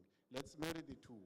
And if needs be, let us indicate where we think or we feel there will be a shortfall in terms of understanding the impacts of those activities to the environment, so that those can be further investigated, so that we ensure that whilst we're ensuring development and economic growth, we are not falling foul of other aspects or legislations within our own country. Thank you. Okay, difficult questions. Now, I will not talk about nationalization, I'll talk about localization. Yes, because that's the current policy of government. The difference is that nationalization means that we take over MSC, it becomes a government enterprise. And I wish to believe that that's not what we're talking about. But we're talking about creating the necessary conditions for things to be done here and to be owned by us. I'm grappling with that issue as we plan for the next administration, to see if we are to achieve localization. There are a number of things that must be put together. Competition policy, fiscal policy, monetary policy, economic policy, skills development. So what we are trying to do as a department as we prepare for the next administration is to look at how to integrate all these things.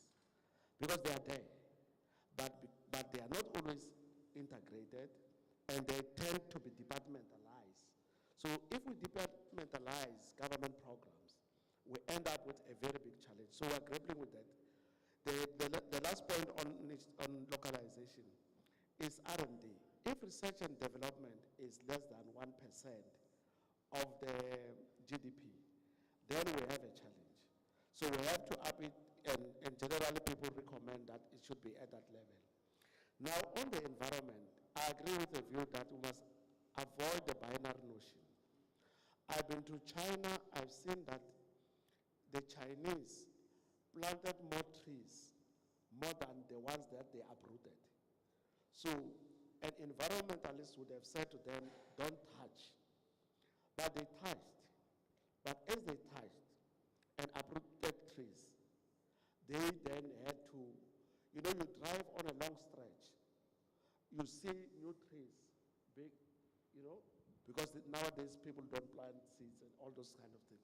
So we can do that and be dynamic and innovative in a way we compensate and do the kind of things that support the environment even on our own.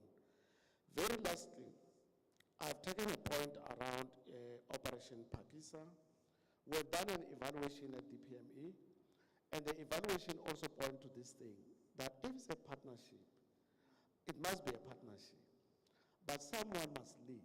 And I said earlier on, the one who leads must be believable. The other people must be able to believe that our leader is taking us to the right direction. Very lastly, on the issue that I asked Justice to pursue, is where we must do a mapping of this plan and say, what are the critical success factors? Who must do what in government throughout the value chain to get us to realize the opportunity that we have? And I assure you that we'll facilitate as a department for the city to go and present in Pretoria. Nowadays we do it even virtually, but showing the critical success factors and who else need to do certain things for this to happen. So I take that point and the point around Pakistan. We'll have to make amends. Let's get the hands from that woman. Very much. I think the conversation we've just had now, it actually have added some little bit of good actions on it. That is the most important part. There's a partnership that must happen for this to be able to pioneer. Justice, you have been given a task. I don't know what does it mean for where you are, but the task, I think for me, is very important though, to say, how do you package this? How do you dashboard it correctly? The DG is committing that he can be able to make sure that the presentation can be done where this could be listened and be seen as a new direction that the take-on is taking. So I think for me there's a very big commitment being made in this room. And it's very important to understand then that we cannot take light the conversation, and again, we cannot be accountable. If we are not accountable for what we are saying today, we might as well be out there playing a game and not doing anything. So I'm taking that particular part and saying, thank you very much. Thank you very much for coming and thank you very much for being a panel that you are. Please, let's engage more. And please engage us more so we can be able to move forward in this part. Thank you very much. Thank you all to all the panelists of mine. So I'm going to move to the next. I'm just going to take my instruction from my boss first, then I can be able to know what I'm doing next. Otherwise the boss will fire me.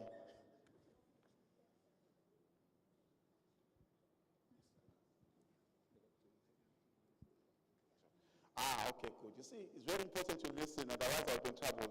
No, I don't need the podium. And I'm not in the podium. I'm not going to preach again now. So one thing, by the way, I wanted just to add in the panel of panelists before I invite my next cohort of people who are going to be talking to us. Somewhere in the mind of people who are sitting out down there when you're making the plan after lunch, can you think about what role does the schooling and school system play in all of this? Why am I saying so? I always make the story of when I was young. I participated in a competition called Durban 2000. It was in the 1980s at that time. We, in the school where I went, designed how Durban should look like in the year 2000. Can you imagine if ever your vision 2030, 2050 could be designed by a school child in their mind? Can we take Pakistan review and they jump, we call it leapfrogging, to a school where they can create as a competition as schools and a challenge as schools to redesign how can we reintroduce and implement Pakistan policy and framework. there is so many young minds that are powerful enough to help us in this journey. While we are preparing them to be the next city manager, the next mayor, the next DG, we need to start them young to understand and read this document with the purpose and the contribution factor. So I'm putting out there as a challenge to think about anybody involved in education, how do we really put it back at the practical level?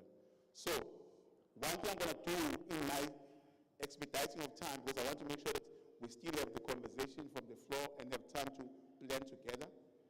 I want to invite my next speakers. I know I'm not going to invite them in separation. I will invite them in unity. I will give them these expensive chairs of mine to come and sit with me and then be able to have the conversation and their presentation done in the particular format. So I would like to invite Lona Victoria, Ms. Victoria, to come and join me. And I mean, Puven was a Puven. You can't sit there, come together. And then can I invite Lona Dr. Nomata? Dr. Nomata? Nomita? Right, Doc? Nomta. Where's my daughter? So Nomta, okay, fine. Please just bear with me. So I will try by all means to say it right as I learn. So the format I'm going to ask that you can sit down, you can just relax. It's a very expensive plane. It's more than the lounge in the airport when you are in it. So the format I'm going to ask us that we follow in this particular part, but we're just going to take them to speak, like as the speakers, as a contribution, as the part of what we prepared. And then from there on, what we'll do then when we finish, we'll just have a very short discussion and some of the engagement around this part. Are we comfortable with that? All of us are comfortable? I'm a very democratic person. I don't push things. I ask for permission. So what I'll do, Victoria, I will just maybe invite yourself first. And I know you're going to talk to us about the challenges of the definition, the blue economy. I mean, the blue or the ocean economy. Just do the indictment around that particular part. I'm going to change my mic because it's embarrassing me. But I will give you some time just to maybe just take us through that particular part, exhaustive of the conversation. Therefore, we'll move from there. Thank you very much. Thank you, Butsandile. Sanbonan, thank you so much for this opportunity. I had an entire presentation planned out, and in the interest of time, and we have to take it down to this. But this is all I need. I think I'll go to about 3 points, because anything that I need to say has already been said. I think our previous speakers, particularly Justice, has absolutely touched on the sort of like pertinent points that I wanted to talk to. I think, first and foremost, I hear us talking about the oceans economy and the blue economy as interchangeable, synonymous sort of terms, but they're not.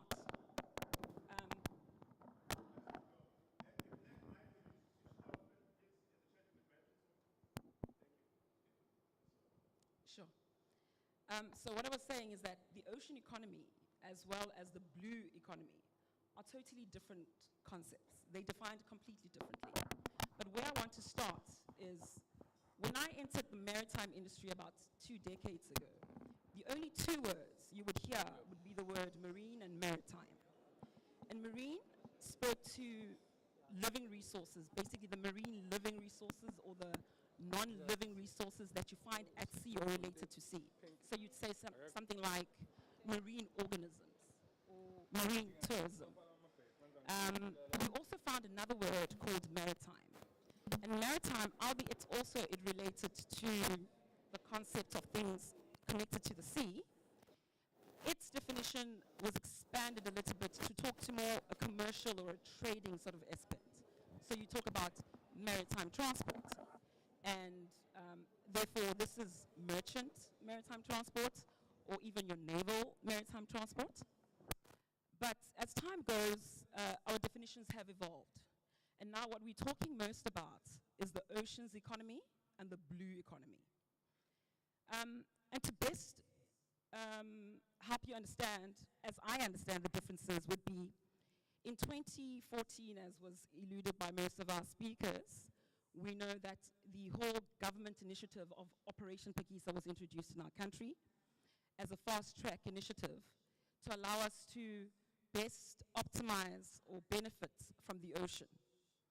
What Operation Pakisa sought to do was basically say, how do we use the ocean as an economic driver to create employment, to help with poverty alleviation? So these are just economic activities that benefit our people. The blue economy expands this sort of definition somewhat. It says to us, well, knowing what you know about what rising or increasing temperatures does to us, knowing what you know about the increasing service level of the waters, knowing what you know about climate change, how do you then operate? It requires a consciousness that says we cannot allow illegal, unreported, unregulated fishing to go on if we want our children's children to tomorrow enjoy your salmon sashimi dipped in soy sauce with some wasabi. There won't be enough fish if we carry on with business as usual. So the blue economy concept extends the definition of oceans economy to involve the concept of sustainability. How do we operate in a sustainable manner? How do we ensure that our activities are actually resilient? How do we ensure that the coastal communities, when we talk about a smart coastal city, how do we ensure that we actually include the communities that are in our coastal cities? And it also goes on to say, we do understand by now, there's so much documented info, that pollution, particularly plastic, is very dangerous. And we have islands in our oceans of just plastic pollution. It's detrimental to our health, but it also just gives us unhealthy oceans. So knowing what we know, how do we operate in a way that also optimizes or ensures that our circular economy is used to benefit us? So I think in the interest of time, I think we all understand the governance issues. We've spoken about them today and the sort of frameworks that are already available. I think as a country, we have an amazing strategic approach that we want to use to go forward. That was well represented in the presentations before me. We have a clear understanding of our environment. What I wanted to add was we would need some baseline assessment. But after listening to Justice, we don't even actually need that as a province because we absolutely understand what our endowment is. We know that we are a city that is rich with an absolutely amazing coastline. We are a coast that actually is able to benefit people from its operations. What I wanted to highlight was Ethekwini is one of the only cities in the country that actually has what we call mangrove trees. And these mangrove trees are found in, there's a nature reserve just up Angase, Durban North. And what the benefits of such mangrove trees goes back to what Dr. DG spoke about the Chinese uprooting and then planting. They actually allow us to benefit from carbon cleaning. It's innovation. It allows carbon sequestration. And these are natural resources. This is our endowment that is there that we can use when we talk about a blue economy. And our endowment is not just restricted to our coast. What I wanted to also just emphasize was when we speak about the endowment of KZN, we have to consider our economic, our EEZs. And what that is basically saying is that it just doesn't end at our coastline. We have territorial waters, we have a contingency zone, and we have economic waters which we can take full advantage of as a city to really position ourselves as a smart coastal city that we plan to be. Thanks. Thank you very much. I think my mic does not like me anymore because I complained. Can you just switch it on from the desk? So Pavan, the question is how do we then integrate this back into the IDP? And how do we make sure that there's an accountability that goes with it so that the case that we know is implementable? It's not that's one of the other policies that is there. Can you pass the mic to him? Yeah. Okay, so I think that's your role that I want you to kind of like be able to advise on, looking at the experience and looking at exactly how we've made some of the other things that we have integrated to the IDP, and they were able to be implemented. Hello. Thank you, Sandile. You just changed the entire requirements for my input. I like that. I just like to say I charge for hard questions. Yeah, I'm actually in a very fortunate position in that majority of my content was actually delivered earlier through the earlier speakers. So it gives me a different sort of look and feel in terms of how we actually address the blue economy from a municipal perspective, and largely using this IDP, which is the strategic driver within the city, to actually deliver on the objectives. What we do need to understand is that if you look at the national, provincial and local government level, you start to see a far better embedding of ocean economy as well as the economy in terms of how that can actually be achieved through a environmentally effective and efficient service delivery. Now, our colleagues have already presented at a national level. We start to see the national SDF start to embed a better picture in terms of regional connectivity, ports and port activity within our economic activities. From a provincial perspective, you start to see that articulation in the vision which talks about the gateway to Africa. In the municipal vision, we talk about caring and livable cities. But if you want to be a caring and livable city, is how do you enable access to a vital resource, which is your ocean, as well as your rivers, etc.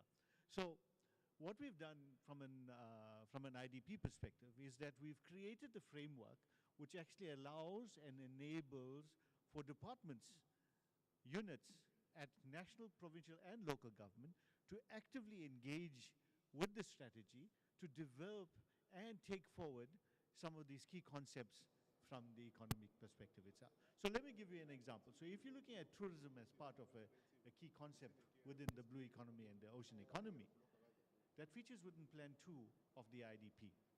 We've given you that framework, and how you as a department take that framework forward in terms of defining programs and projects still needs to be defined.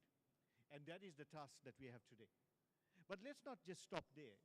From a logistical perspective, to ensure that we make our ports work effectively, etc., we start to look at what we call freight management within Plan 3, and a freight management strategy that ensures that there's effective differentiation between your residential traffic and your freight traffic and enables a quality living environment. How is that actually achieved? Through the implementation of the IDP plans itself. So the framework is there, colleagues, but that framework that we find within the IDP is not just limited to local government. It actively involves, or should involve, all active role players from national, province, local government, but also your civil society as well, because everybody has an active role to play in the development of the blue economy and the ocean economy itself. So we have a bit of a challenge from an access perspective, because if you look at the marine resources as well as your port resources, and let me just allude to the port, is that we find ourselves in that 5% global cities where we actively do not manage and control the port. So effectively, you're still planning in isolation of each other. In 2003, 2004, I see Andrew's here, we engaged in what we call TEMPI, which was Transnet Ethekwini Municipal Planning Initiative. That set the sort of foundation for a better engagement between the city and the port around how we manage that resource. Remember, it's part of our coastal resource and a critical component in terms of our national strategy, in terms of import-export, economy, etc. So access is one of those key challenges, whether it's your port or whether your actual marine resources itself. We need to enable that. The other issue that we also need to talk about is we often see coastal and coastal resources from an environmental perspective. And I think that actually needs to change. That narrative seriously needs to change. Because from a marine perspective and from an ocean perspective, and I had the opportunity of speaking at the UN Oceans 25 PrepCom. And it's clear, the message that is coming through that cities want from UN 24, Oceans 24, is that how do we enable access to communities? How do we make it more inclusive to communities out there?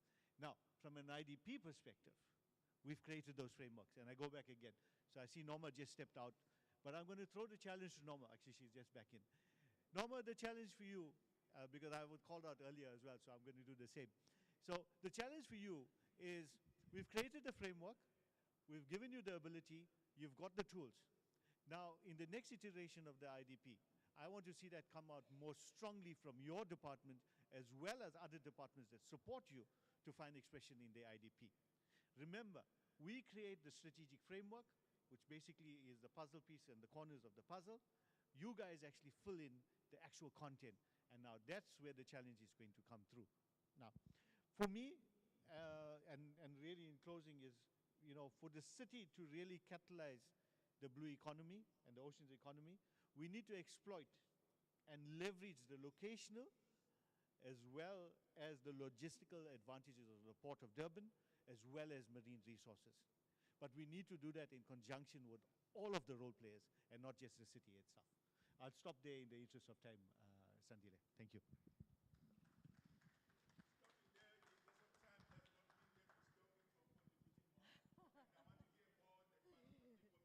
Some of the routes and some of the direction you are giving, they are very clear. It's not about the IDP, it's about the people inputting to the IDP and making a funding expression within a particular party. Norma, it's not only about December anymore now, it's about evenly now being able to lead on how the city plans and how the city can be able to start seeing that component of the contribution or the input to the IDP. I think when we may fool ourselves and thought just because we can put the weight on the IDP, then automatically you guys are going to prioritize. But now we're saying to us, no, plan it in your part, pull it together, lobby it correctly, so by the time we get to the IDP, there's a direction around the implementation, possibility, and direction to be done. So you remember those IDP meetings, you remember that in the hall? So if you are here with us, we need to be part of the movement on how we are lobbying the positioning of this particular monument around the economy. So we're going to become an advocacy group here, not only Norma, but even ourselves, we are responsible when we are attending to be able to make sure that the navigation of this particular topic is toward a very good direction on this part. Now I'm moving on to Dr. Nomta.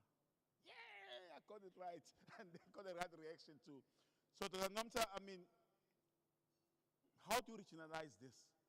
How does a regionalization looks like? And I mean, I've been looking at some of the articles and some of the things that you've been commenting on LinkedIn, and I can see the experience, and I want us just bringing that experience and some of the research and some of the information that you have in the background of this, and just to guide a little bit of saying, is it about regionalization for the sake of just saying people are coming together, or is it about a certain tour and a certain kind of like a roadmap that you need to follow for us to kind of start realizing towards it in the part? Oh, you're going to ask for your Thank you so much. Good afternoon to everybody. As mentioned, my name is Namta. I come from Ekabeja, Nelson Mandela Bay. And within the university, we've attempted, I'll be honest as a disclaimer, looking at regional integration. But I think over the last 4 years, we've lost sight of some of the research and the work that we've been doing in that area. However, when I look at the topics and the discussions that have been highlighted around the blue economy and regionalization or regional integration, I must first appreciate the point that Justice made earlier on with the SADC, because I'd like to specifically zoom into SADC as a region and how is regional integration promoted in that specific area. So we do know that SADC and its 15 member countries with South Africa, and because we're in Durban, I'd like to look at your neighbor, Maputo, competing in terms of coastline, but also in terms of port development. But as a point of regionalization, we definitely have potential, and there has been regional initiatives that are promoting the growth of the blue economy within the SADC region. Once again, if I were to zoom into ports and logistics, which is a key area that's important for this port city, from a regional integration perspective, because we sit within the East Africa regional community, unfortunately, this region is sitting at number 6. There is seven regional communities, and this region is sitting at number 6. So in terms of the ranking, it is definitely not a good index, if I can put it, or a ranking. And areas that we are measured on in terms of the regional integration is looking at trade integration, which looks at not only the FDIs that were highlighted by Justice, but the countries that we trade with. So that's the one area that is a key measure. The other area is looking at investment and institutions that are advancing investment within trade integration, and that is an area that we definitely can improve on as Ethekwini, South Africa, but also within the East regional economy. And then the last area in terms of the index looks at areas of infrastructure. So infrastructure development, not only the ROI that we receive out of that, but how effectively are we using our infrastructure. I know Durban as a city has had multiple challenges around the ports, once again zooming into its port city, issues of congestion, but also issues of management and other externalities beyond the control of Ethekwini municipality.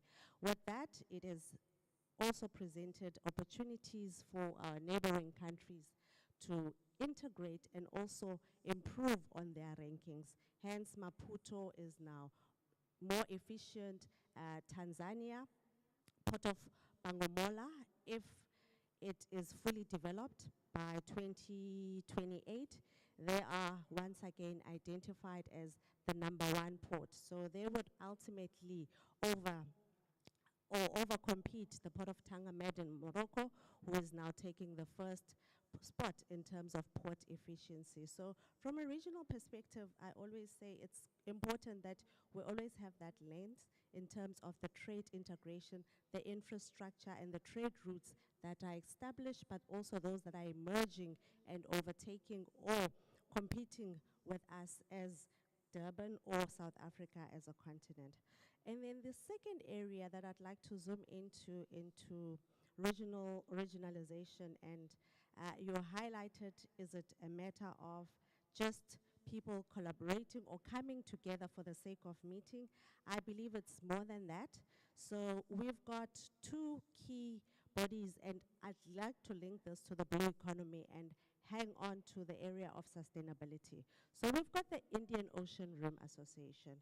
So the Indian Ocean Rim Association, looking at 23 state countries within the Indian Ocean, and there is one area of integration. They met last week, coincidentally, at the University of KwaZulu-Natal, and they were looking at, within the Indian Ocean Working Group, they were looking at infrastructure, but also biodiversity areas that are affecting not only Ethekwini, but our coastline, our entire 3,900 coastline. So that's the first association that promotes regionalization.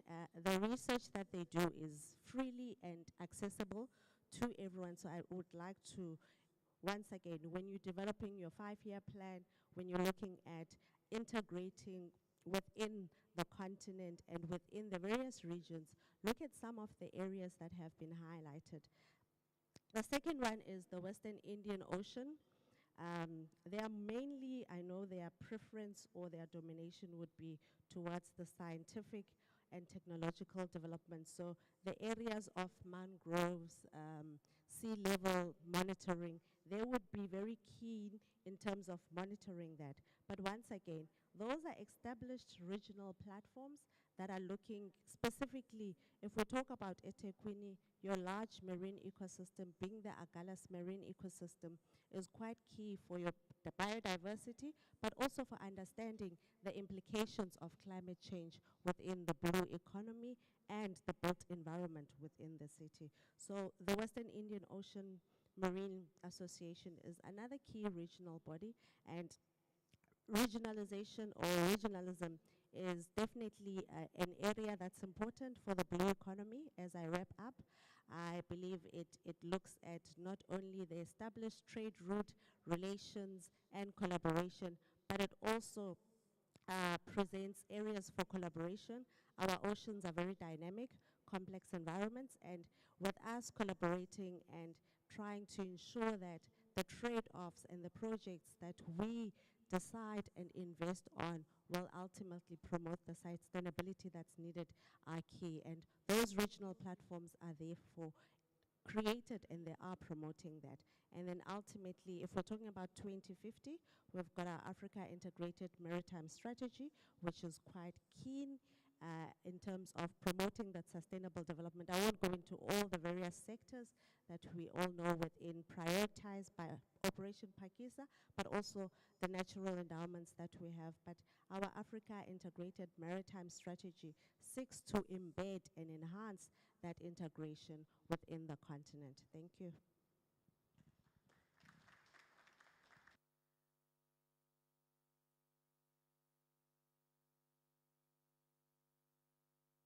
So, listening to this, what should be coming to our mind is how much have we expanded our reach, okay? I can do my own research, you know, and it's even nicer now. I can just ask ChatGPT to do some of the other things I'm looking for. But how do I correlate back into the realities that are happening around me? And what are the kind of like brothers and sisters and cousins that we should be reaching out to them and getting their information to be able to relate back into what we are putting together. So that's a very key thing again. As I'm going to be taking you to lunch, I did cook. I always make sure I cook for good people who are going to be contributing like yourself. One key thing that I want us just to think about, it's not about, it's either the ocean economy or blue economy. It might be about the blue ocean economy.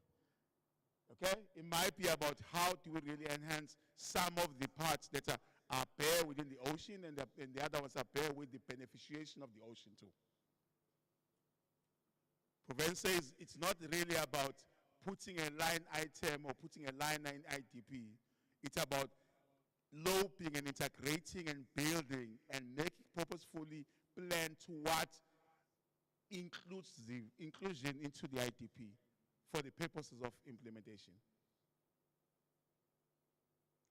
I hope it starts dawning now to say the blue economy that we are trying to define, it's kind of like as successful as what we can make it, because we know for a fact that Justice told us about all the good numbers of what we can be able to do with them, and now we're going to transform them. And I like it when everybody keep on referring to some of the fact-based research that is kind of like being relayed to us in the morning, which is the very important part of saying, as we go in the afternoon, how do we come back and be able to use this information back in direction of definition, in direction of putting a plan together, of being able to work together. The DG have got those 9 pillars. I don't know how many of you have got fancy phones like mine, where you can take a picture of the slide as far as it is, but be able to zoom it back into where near to your phone and be able to read it. I will try to see how we can share those 9 kind of like recommendation or basis that the DG spoke about. Why I'm going to do that? I'm not trying to change the narrative and the direction of the meeting, but I'm just saying if somebody in the level of who he is says, I can sponsor the continuation of the conversation, not to my office, but to other offices that are equally irresponsible like mine, you guys should be very serious and to put it together. Justice has been tasked. I'm not the one tasking him. He's had it himself. The teacher said so. And I'm sure that he's got some responsibility to work with other colleagues in the city to collate and to coordinate and to make sure this is corrected. Remembering the fact that, by the way, Norma is being tasked to make sure we establish something by December that direct and operationalize what you are talking about. I think this has been a very fruitful conversation. And for me, what is shocking me, by the way, all these things are being done by people presenting. I can just imagine what is sitting on the seats where you are sitting currently. What ideas are now starting to spring from the whole conversation with the information being shared and alignment that we can be building together to be responsible. So, firstly, there's one thing I can tell you for free. We have cashed up with time. We will have lunch within the time that we're supposed to have. And I always say there's one promise I'll never break is the promise of make sure people eat in the time they're supposed to eat. Because I know what happens when you're hungry and you're listening to somebody talking. But before we go to eat, I want us just maybe to find out from the floor here if ever there's any conversation or any comment contributing to my good panelists here. So that at least then before, we release, then you go and eat. I don't want to go and eat and then you forget about it. I wonder when you're going to eat, you must have released everything that is in your mind and any comment. Anybody who wants us to give a little bit of a discussion on this? 1, 2 point? There's a hand there. You see it? I love that. The mic, there's only one mic currently that is coming. There's another hand here. So I've got 2 hands. Then a third hand, I'm going to give you a mic when I'm finished just now. Is there a third hand somewhere? Come on, don't disappoint me. You're about to eat. Really, I've cooked very hard for this. There is a third hand, the young person in the room. Love it. Okay, so I've got these 3 hands. Can you please help me with the mic?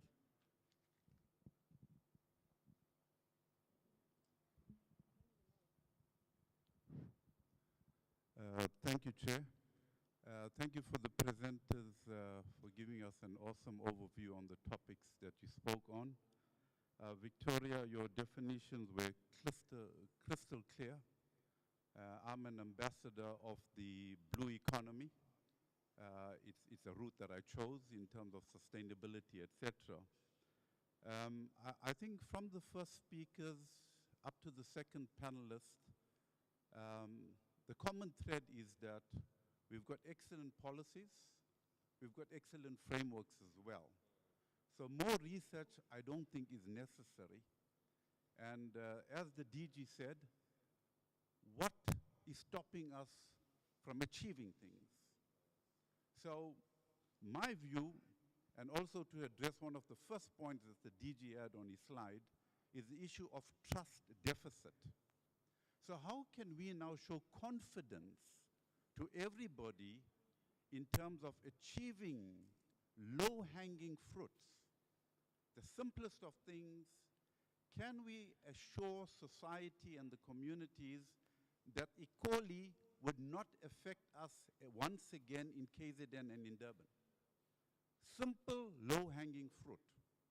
And facilitator, you mentioned, what are some of the innovations? Simple innovations, you in tech as well.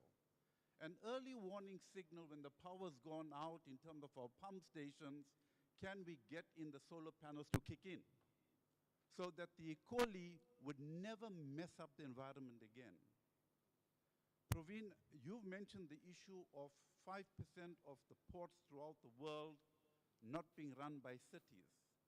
Yes, it's a challenge, but the opportunity in South Africa is that the port is owned by and run by a sphere of government. Now, why ain't the 2 spheres of government communicating effectively, knowing very well in October the media is going to be splashing port congestions once again? We know the challenge. Are we still going to wait in October so that the private sector says ports are flooded, we can't get products into market again? It's the issue of building on the trust deficit. And then I come to the man of the moment in terms of the individual in the city who's going to be monitoring and evaluating these impacts. So can't we then set up simple measurement and evaluation tools for these low-hanging fruits? That's the challenge I put forward. Let's identify 10 low-hanging fruits so that we all gain confidence in terms of what we're trying to achieve. So it's not a talk shop. And I believe these 2-day sessions will not be a talk shop. We're going to get implemental things that we can measure and evaluate. And my last point, Mr. Facilitator, I would have loved to seen more private sector participation in the sessions. It seems to be one-sided, but we can put it right. I just put that as a suggestion. Thank you very much.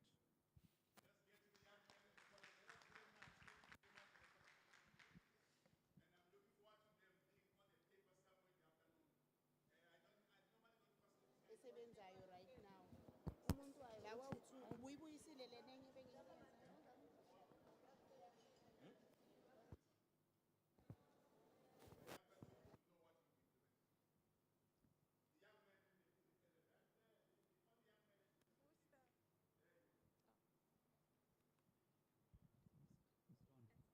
Thank you very much. Yes, people were asking what went wrong, where can we fix things, and there's a tendency to reach out to even artificial intelligence for answers.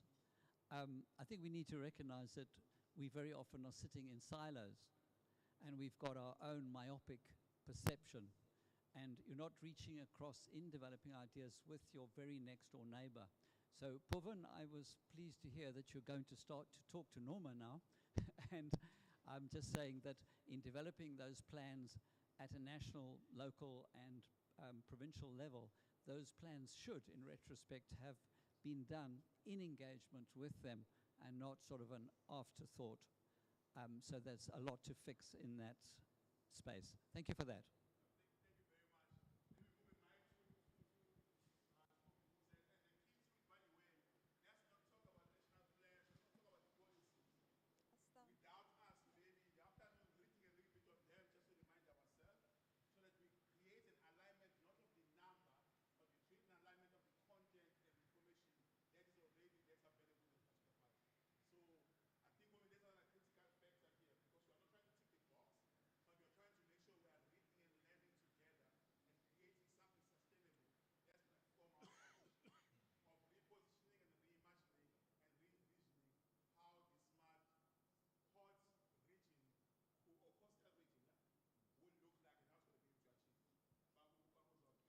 Thanks. I wanted just to ask a question from the colleague from the university.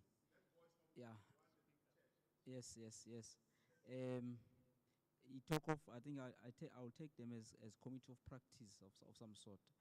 The question I will ask is how are they influencing that those that are members apply particular quality standard that they control their activities in such a way that they don't impact on the adjacent, especially because oceans, I mean, they have got no boundaries. They move things from wherever.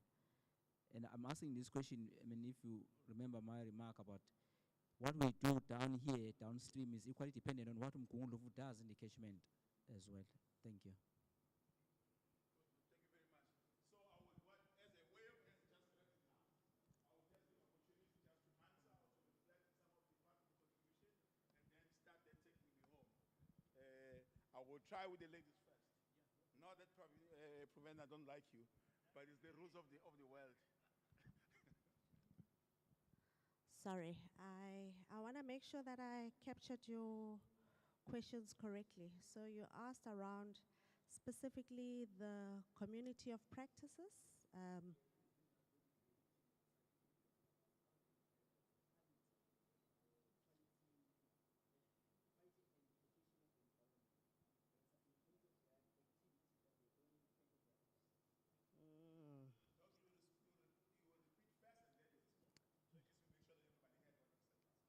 All right. So the comment or the question is basically around the community of practice, around the various regional economies, their impacts, and the lessons that we could possibly learn. And I hope I've captured you correctly there. So I don't have a solid, perfect response, but in my limited view, in terms of, I don't know if everyone is familiar with the issues of community of practices. Basically, it's identifying a problem, collaborating or identifying stakeholders, and collectively co-creating solutions that are sustainable and that will not only benefit one partner or the other. So in terms of COP and what I've picked up in the RECs, they've definitely promoted collaboration to the extent that I highlighted the infrastructure regional integration as a key index or a key measure. We've looked at institutions, but also in terms of aspects that speak to capacity and also trade-offs between these various regional economies or regional bodies. And I do want to just also highlight that when regions come together, it's not only about global integration, but it's also ultimately aimed at how we can come up collectively with solutions that will limit or decrease the negative consequences of globalization. So climate change, we know, is one of the other challenges that we experience as a result of that. Inequality is just as another example. So these global bodies or global regional platforms, when they come together, it's important that they do not only collaborate based on one problem as being identified by the partner, and the co-creation of solutions that will be implemented, but also benefit all the regional communities is something that is quite key. So I'll stop there with that one. There was a question or a comment on the low-hanging fruits that we can identify or that can come out of these sessions. And we look at, I must say, Xiamen as another Chinese city.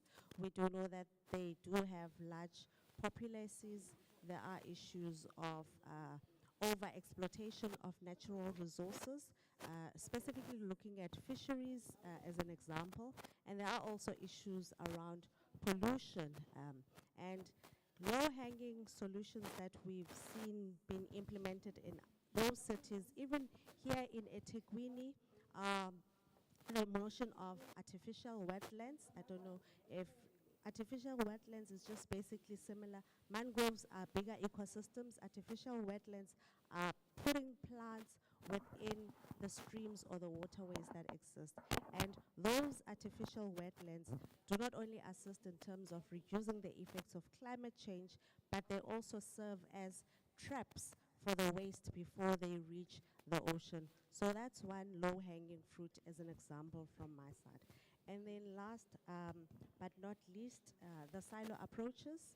I think that's definitely one of our key challenges as a country. I think we experience it across all levels.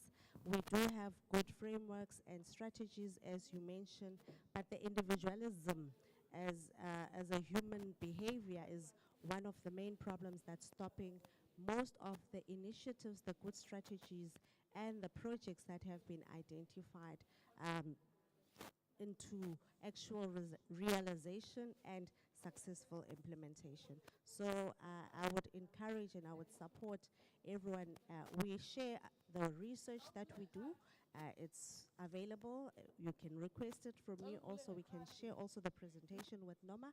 And that's a way of opening doors for us to better collaborate, but also foster long-term relations in terms of achieving sustainability and the blue economy.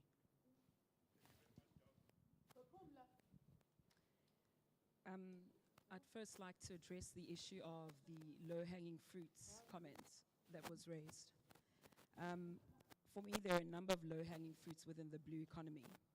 When we understand that it is a very interdependent sort of ecosystem and that our actions affect everything that happens, we then realize, for example, within the seafood sector or the marine living resources space, that a low-hanging fruit there is something that we are already doing within the realm of aquaculture.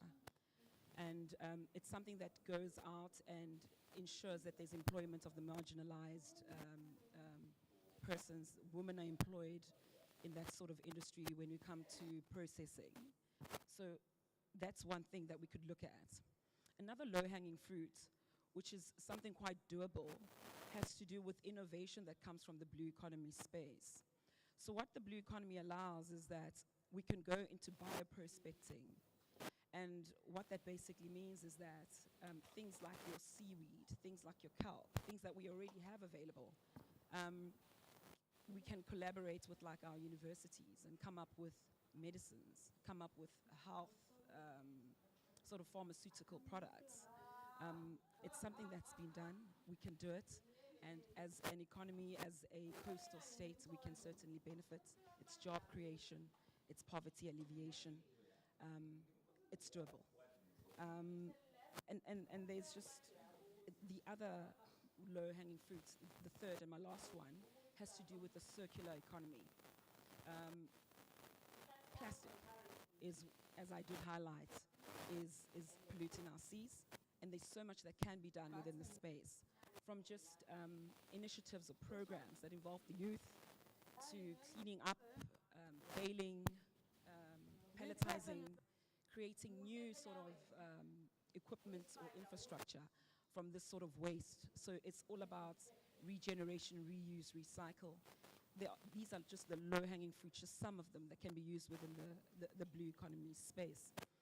I think a lot has been said about collaboration, but what we also need to understand that outside of industry, outside of academia, outside of government institutions, and all these other institutions which we've mentioned, we need to also understand that we have a responsibility.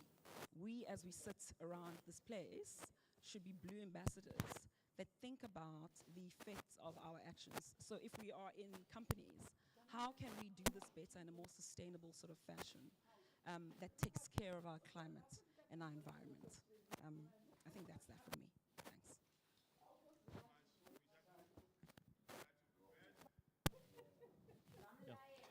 Thanks, Jonathan. You know, post the Tempe exercise that we've had, we've actually started to create a better relationship between Portnet or Transnet and the city. What we'd like to see is that at a project level, there is a commitment to work. So whether you're talking about the second access to the port, whether you're talking about port congestion, etc., we're finding that we're getting good collaboration. But we want that energy to be transferred to the strategic planning aspect as well. And we're finding that trajectory not happening. You know, we've got MOUs in place. It's still in the infancy in terms of how we want to move forward. But the steps are there and the building blocks are there. So all I'm just trying to say is that this thing is not all doom and gloom, but there are processes in place to get it moving. And I think I understand the issues of port congestion. Largely, it is an opportunity. And we've been afforded this opportunity largely due to the issues in the Suez Canal at the moment. So everybody is actually coming down to Durban as opposed to just going across east and west in that direction. But that poses a problem for us. But as Portnet, they needed to innovate. So instead of ships coming in to restock and refuel, we're actually doing it out at sea now. So you reduce some of those negative externalities that you talk about in terms of congestion. But you need to understand that global politics and how it actually impacts. So I just thought I'll give you that example as well.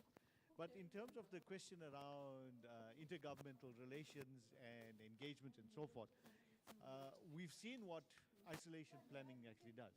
Everybody has a different view of where Durban needs to be or the country needs to be. But when all of government comes together and co-creates and co-produces a plan, like in a DDM perspective, immediately you start to see a smart port city region. So we immediately, when all of local government or all of government comes together, you start to see pennies drop in terms of where we need to go. And the DDM1 plan is a key example of how we actually can co-create and co-produce, with the idea of the endowment being the catalyst for change from an economic perspective, from a livable perspective, from an inclusive city perspective, and also to achieve the objectives of the Sustainable Development Goals and the New Urban Agenda itself. Yeah, thank you.